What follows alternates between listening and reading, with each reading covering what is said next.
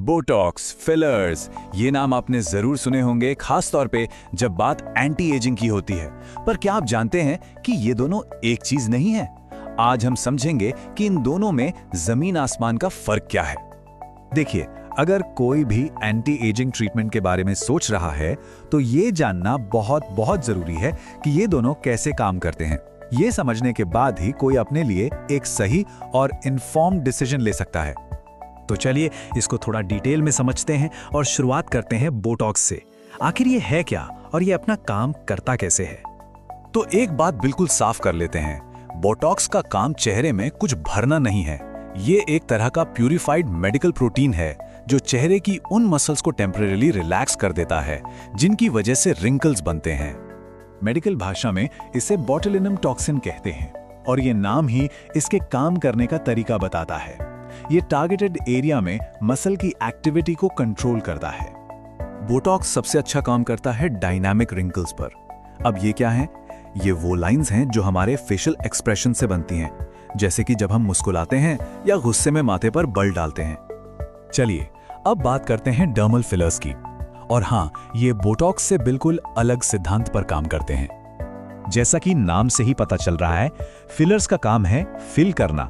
ये चेहरे के उन हिस्सों को भरते हैं जहां उम्र के साथ वॉल्यूम कम हो गया है, जिससे चेहरा ज्यादा स्मूथ और यूथफुल लगता है। आजकल जो ज्यादातर आधुनिक फिलर्स आते हैं वो हाइलुरोनिक एसिड से बने होते हैं। और इंटरेस्टिंग बात यह है कि ये सब्सटेंस हमारी स्किन में नेचुरली भी पाया जाता है। यही वजह है कि ये एक सेफ और इफेक्टिव ऑप्शन माना जाता है। तो बोटॉक्स के बिल्कुल उलट फिलर्स स्टैटिक रिंकल्स पर काम करते हैं, मतलब वो झुर्रियां जो चेहरा रेस्ट पर होने पर भी दिखती हैं। साथ ही ये वॉल्यूम लॉस को भी ठीक करते हैं, जैसे गालों को उभारना, होठों को प्लम्प करना या स्माइल लाइंस को सॉफ्टन करना। तो चलिए अब इन दोनों को साइड बाय साइड रखते हैं और देखते हैं कि इनके मेन डिफरेंसेस आखिर हैं क्या। देखिए, इस चार्ट से सब कुछ क्लियर हो जाता है। बोटॉक्स का काम है मसल्स को रिलैक्स करना, जबकि फिलर्स का काम है वॉल्यूम ऐड करना। बोटॉक्स डायनामिक रिंकल्स के लिए है, फिलर्स स्टैटिक रिंकल्स और हॉलोनेस के लिए। और असर की बात करें तो बोटॉक्स 3 से 6 महीने चलता है, वहीं फिलर्स का असर 9 से 18 महीनों तक रह सकता है। काफी बड़ा फर्क है ना? अब एक बहुत ही आम डर की बात करते हैं जो लोगों के मन में होता है इन ट्रीटमेंट्स को लेकर। अक्सर लोगों को ये डर लगता है कि बोटॉक्स या फिलर्स से उनका चेहरा फ्रीज हो जाएगा या बिल्कुल अननेचुरल बनावटी सा लगेगा।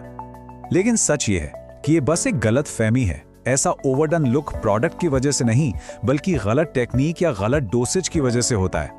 एक स्किल्ड ट्रेन्ड प्रोफेशनल हमेशा ये सुनिश्चित करेगा कि रिजल्ट बिल्कुल नेचुरल दिखे। तो इतना सब जानने के बाद सवाल ये है कि अपने लिए सही ट्रीटमेंट कैसे चुना जाए। यहाँ सबसे जरूरी बात यह समझनी है कि बोटॉक्स और फिलर्स एक दूसरे का विकल्प नहीं है। ये इस बारे में नहीं है कि कौन सा बेहतर है, बल्कि यह है कि किसी की स्पेसिफिक प्रॉब्लम के लिए कौन सा सही है। प्रोसेस बहुत सिंपल है। पहला स्टेप, एक प्रोफेशनल डर्मेटोलॉजिस्ट से अपने चेहरे का एनालिसिस करवाएं। वो आपके फेशियल स्ट्रक्चर और एजिंग पैटर्न को समझेंगे। और दूसरा स्टेप, उस एनालिसिस के बेसिस पर आपके गोल्स को ध्यान में रखते हुए सही ट्रीटमेंट डिसाइड किया जाता है। तो आखिर में असली सवाल ये नहीं है कि बोटॉक्स या फिलर्स। असली सवाल ये है कि मेरी अपनी जरूरतों के लिए सबसे सही सोल्यूशन क्या है। और इस सवाल का जवाब हमेशा एक एक्सपर्ट कंसल्टेशन से ही शुरू होता है।